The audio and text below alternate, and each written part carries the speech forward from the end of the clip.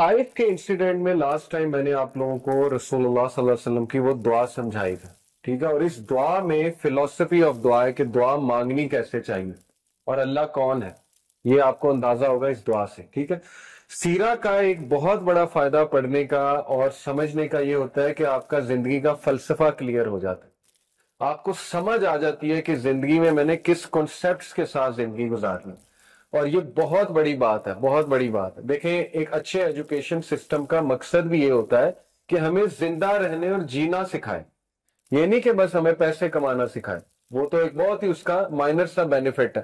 اصل education system کا benefit یہ ہوتا ہے اور مقصد ہوتا ہے کہ بھئی ہمیں چیلنجز سے ہم نے کیسے گزرنا ہے، ہم نے زندگی میں مختلف سچویشنز میں کیسے ڈیل کرنا ہے وغیرہ وغیرہ۔ تو یہ سیرہ اللہ کے نبی صلی اللہ علیہ وسلم کے بارے میں اللہ نے خود کہا کہ تمہارے نبی میں تمہارے لیے بہترین مثال ہے، ہر طرح کی بہترین مثال ہے۔ اوکے، یہ دعا میں دوبارہ بتاتا ہوں، کچھ چہرے نئے نظر آ رہے ہیں۔ رسول اللہ صلی اللہ علیہ وسلم پہ پتھراؤ ہوا، ہمارے نبی پہ لہو لہان ہوئے، اور بہت یہ جس پہ جتنا غم کیا جائے اتنا کم ہے۔ لیکن میں نے آپ کو ایک بڑا امپورٹنٹ پوائنٹ بتایا تھا لاسٹ کلاس میں کہ سیرہ میں آپ ایک بار بھی رسول اللہ کو یہ انسیڈنٹ مینشن کرتے خود نہیں دیکھیں گے۔ اس سے کیا ثابت ہوتا ہے کہ ہمارے نبی صلی اللہ علیہ وسلم اللہ سے ایمپتھی لیتے تھے، لوگوں سے نہیں۔ سمپتھی لینی ہے تو اللہ سے لیں۔ ایک بار یہ دعا کر لی، اللہ کو رو کے دکھا دیا، سمپتھی لے لی، اس کے بعد کبھی مینشن نہیں کیا۔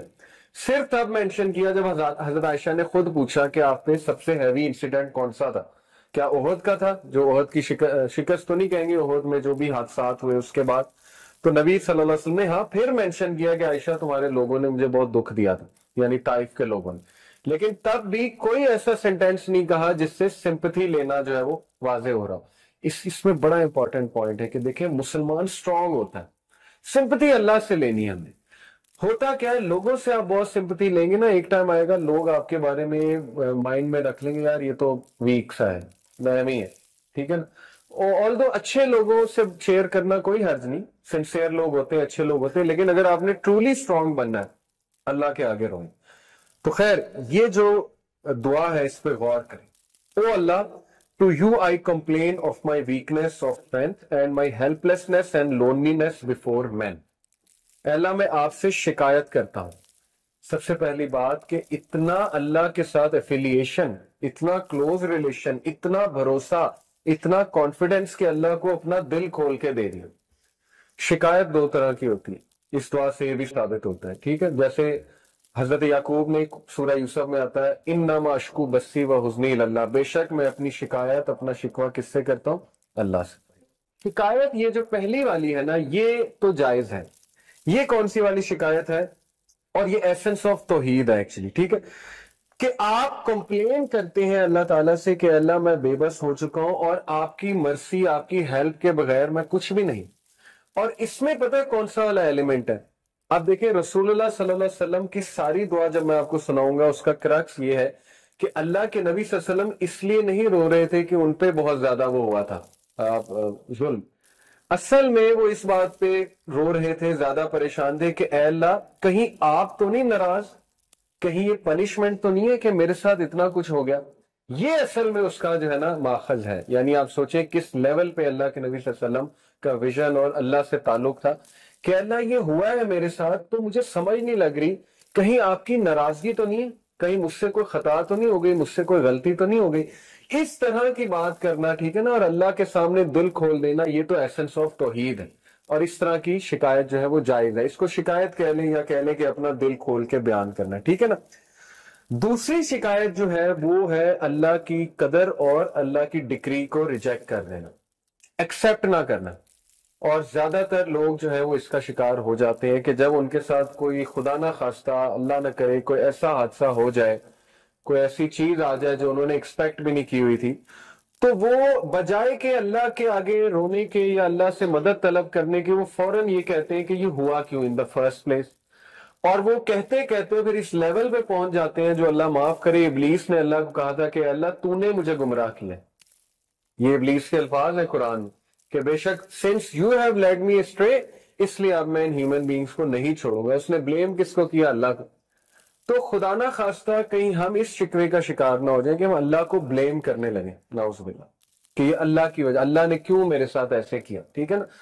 انسان ہے، نکل بھی سکتے ہیں ایسے الفاظ، لیکن یہ کہ توبہ کر لی جائے، فوراً سے ریٹرن ہو جائیں، فوراً سے جو ہے وہ اللہ تعالیٰ کے بارے میں پازیٹیو ہو جائیں، تو یہ ایسے لوگ اللہ کو بہت پسند ہے. ٹھیک ہے، تو پہلی بار یہ شکووں کے بارے میں 2 طرح کے شکوے میں نے آپ کو بتائے. ان میں سے ایک ناجائز ہے کہ تقدیر کو چیلنج کر دینا، اللہ کی ڈکری کو ریجیکٹ کر دینا کہ نہیں یہ ہوا کیوں. جیسے کچھ لوگ ان کے فادر کی ڈیتھ ہو گئی، مدر کی ڈیتھ ہو گئی، ایکسیپٹ ہی نہیں کیا، دین سے بھی دور ہو گئے، نمازیں پڑھنا چھوڑ دی کہ نہیں یہ ہوا کیوں. تو خیر اٹس ویری ڈیفیکلٹ، لیکن یہ کہ اسٹرینتھ پکڑیں. ہمارے نبی کو بہت غم آئے ہیں، بہت دکھ آئے ہیں، اس سے اسٹرینتھ پکڑیں. اگر غم دکھ کوئی بری چیز ہوتی تو انبیاء کو نہ آتا، اس کا مقصد ہے، ٹھیک ہے نا. پھر فرمایا you are the most merciful and the lord of those who are humble and weak and you are my lord. پھر فوراً ہی اللہ کو واسطہ دے دیا اللہ کے ناموں کا اور اس ریلیشن کا کہ اللہ تو کمزوروں کا رب ہے، میرے حال پہ رحم فرما.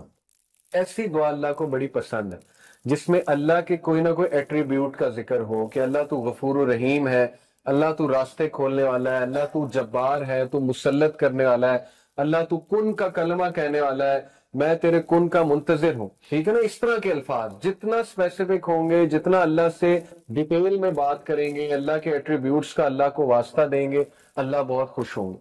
یہ تو کئی اس پہ واقعات آتے ہیں. ایک واقعہ آپ کو سنا بھی دیتا ہوں، یہ ہلیات الاولیاء غالباً ایک کتاب ہے، اس میں مینشن ہے، اوتھینٹک واقعہ ہے کہ ایک شخص جو ہے وہ صحرا میں اکیلا تھا.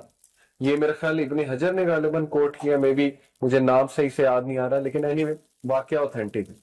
اس شخص کو صحرا میں ڈاکو مل گئے اور وہ بینڈٹس مار دیتے تھے، قتل کر دیتے تھے، بڑے خطرناک بینڈٹس. تو وہ جب بینڈٹس نے اسے گھیر لیا تو بینڈٹس نے کہا کہ ہاں جی کیا آخری خواہش ہے، یہ تو تمہیں پتہ ہے مارنا تو ہم نے تمہیں ہے ہی، چیزیں تو تمہاری لے کے. تو اس نے کہا اچھا مجھے نا 2 نفل پڑھنے دو. تو وہ ہنسے، انہوں نے کہا ٹھیک ہے پڑھ لو، 2 نفل سے کیا ہوگا. تو آتا ہے واقعہ کہ اس شخص نے سجدے میں جا کے اللہ کو ایسے ناموں سے پکارا اللہ کے کہ فرشتہ، چوتھے آسمان کا فرشتہ روایات میں آتا ہے، وہ زمین پر آیا ایک گھوڑ سوار کا بھیس کر کے. یعنی اللہ نے جب مدد کرنی ہے تو پھر ایسے بھی کر دیتا ہے اللہ، جب کوئی بھی نہیں ہے پھر اللہ ہے، ٹھیک ہے نا. وہ آیا گھوڑ سوار بن کے اور اس نے ان کو فائٹ کیا، ان کی گردن اڑا دی، وہ جو بینڈیٹس تھے. اس شخص نے پوچھا تو کہاں سے آیا، تو اس نے پورا بتایا کہ میں چوتھے آسمان کا فرشتہ ہوں. جب اللہ کو تیسری بار تم نے اس طرح سے پکارا، بار بار پکار رہا تھا، جب سجدے میں تیسری بار تم نے اللہ کو اس کے ناموں کے واسطے دیے تو سارے فرشتوں نے دوڑ لگا دی کہ اس کی مدد کے لیے ہم جائیں گے. یعنی اللہ نے الاؤ کر دیا کہ اب کون جاتا ہے. سب نے ریس لگا دی، تو کہتا ہے کہ میں سب سے پہلے جیت گیا تو میں آ گیا. اب یہ واقعے سے بھی کیا ثابت ہوتا ہے کہ اللہ کے ایٹریبیوٹ سے اللہ کو پکارا جائے، ٹھیک ہے، جیسے یہاں پہ واسطہ دیا ہوا. پھر اگین شکوہ ہے، شکایت ہے، شکوہ نہیں کہیں گے، ایک اس سینس کی شکایت ہے کہ اللہ پہ بھروسہ بہت ہے، ٹھیک ہے نا، اللہ پہ مان بہت ہے. اس لیے یہ الفاظ ہیں کہ To whom do you leave me with؟ اے اللہ کس کے حوالے کرتا ہے مجھے، کس کے لیے جو ہے وہ مجھے میں ویک ہو گیا ہوں. To somebody who is a stranger that will treat me harshly or to a close relative whom you have given ultimate power over me. اے اللہ کیا تو مجھے ان کے حوالے کرتا ہے جو اسٹرینجرز ہیں، یا تو مجھے ان کے حوالے کرتا ہے جو ریلیٹیو مجھ سے اسٹرانگر ہے. یعنی ابو لہب کی طرف اشارہ ہے کیونکہ اب وہ چیف ہے بنو ہاشم کا، اور وہ تو نہیں رسول اللہ صلی اللہ علیہ وسلم کو انٹر ہونے دے گا مکہ میں. تو دیکھیں یہ بات بھی کر دی، اللہ سے کچھ نہیں چھپایا کہ اللہ کیا آپ مجھے ان کے حوالے کر دیں گے. تو دین اگین یہ وہ پہلے والا شکوہ ہے جو کیا جا سکتا ہے، پہلے والی آپ کہہ لیں شکایت ہے جو اللہ تعالیٰ پہ مان کی وجہ سے ہوتی ہے. فرمایا as long as you are not angry with me then nothing else matters. Again اللہ کو یہ فرما دیا کہ اللہ جب تک تو راضی ہے میرے رب تو کچھ بھی نہیں میٹر کرتا. یہاں سے ثابت ہوتا ہے کہ یہ دعا کا کرکس یہ ہے کہ اللہ یہ سب کچھ جو میرے ساتھ ہو رہا ہے تو کیا ایسا تو نہیں کہ آپ مجھ سے ناراض ہو گئے. یہ ہے اصل میں کرکس، ٹھیک ہے نا. یعنی اتنی ہیوملٹی اپنی زندگی میں ہیوملٹی لے کر آئے. ہم لوگ فجر کی نماز مس کر دیتے ہیں، فرق ہی کوئی نہیں پڑتا، نہ استغفار کی، نہ اللہ سے رجوع کیا اللہ معاف کر دے آج فجر کی نماز نکل گئی، کوئی ریگریٹ ہی نہیں ہے، ٹھیک ہے نا. انبیاء کا لیول دیکھیں. حضرت نوح نے کتنے سال دعویٰ کیا؟ 950 سال، دن رات لگے رہے، لوگوں نے ریجیکٹ کیا. سورہ نوح پڑھ لیں، سورہ نوح میں ان کے الفاظ ہیں بے بسی کے حضرت نوح کے کہ اللہ میں نے انہیں رات کو بلایا، دن کو بلایا، میں نے انہیں پیچھے سے بلایا, آگے سے بلایا, کوئی اسٹریٹجی نہیں چھوڑی میں نے, لیکن اپنی کانوں میں انگلیاں دے لیتے ہیں, یا اپنے جو ہے وہ لباس کو اوپر لے آتے ہیں موک کرنے کے لیے کہ ہم نہیں سن رہے. تو ساری باتیں کر کے, یہ بھی ایک شکایت کا انداز ہے ان اے ویری کیوٹ سینس کہ اللہ میں نے سب کیا ہے, دیکھ لیں ان لوگوں نے مجھے ایسے ٹریٹ کیا, 7 باتیں کہہ کے پتہ ہے کیا کہتے ہیں حضرت کہ اللہ مجھے معاف کر دے, میرے ماں باپ کو معاف کر دے, اور اگر مجھ سے کوئی غلطی ہوئی ہے تو وہ اس کا جو ہے وہ مجھے پکڑ نہ کی جائے. یہ ہیوملٹی ہوتی ہے. تو اس لیے اپنے اندر ہیوملٹی لے کر آئیں, ٹھیک ہے نا. بہت کوئی اچھا کام کیا ہے تو اسی ڈر میں رہیں کہ پتہ نہیں ایکسیپٹ ہوتا ہے کہ نہیں ہوتا. اللہ سے استغفار کرنا, اللہ کو خشیت والے لوگ پسند ہیں, اور خشیت جتنی آپ خشیت نہ لانی پڑتی ہے, لٹرلی خشیت.